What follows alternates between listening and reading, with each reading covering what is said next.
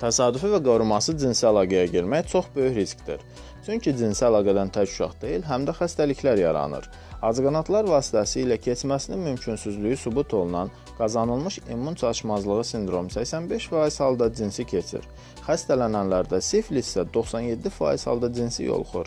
Partnyorundan hansısa bir cinsi xəstəliyə, məsələn sifilisə yoluxan şəxs başqa cinsi infeksiyaları da buket halında almaq riskindədir.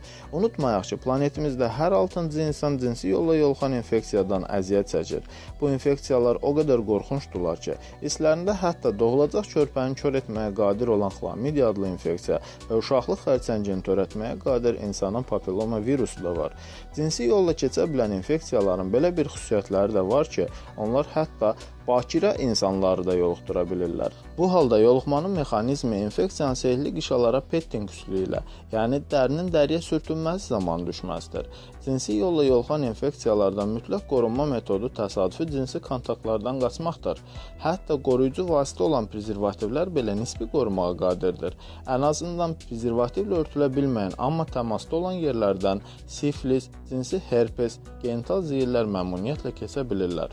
Anatomik xüsusiyyətləri nəzərə alsaq, qorumasız təsadüfi cinsi əlaqələr zamanı yoluxma qadınlarda daha yüksəkdir. Ona görə də istər qadınlar, istər kişilər qorumasız cinsi əlaqədən cinsiyyət orqanlarında yara, qızartı, qaşınma, qanama, ağrı, qoxulu və ya şübhəli ifrazat kimi əlamətlərlə şikayət edərlərsə, mütləq həkimə müraciət etməlidirlər. Hazırladı Rauf Kazımov, həkim, uroloq.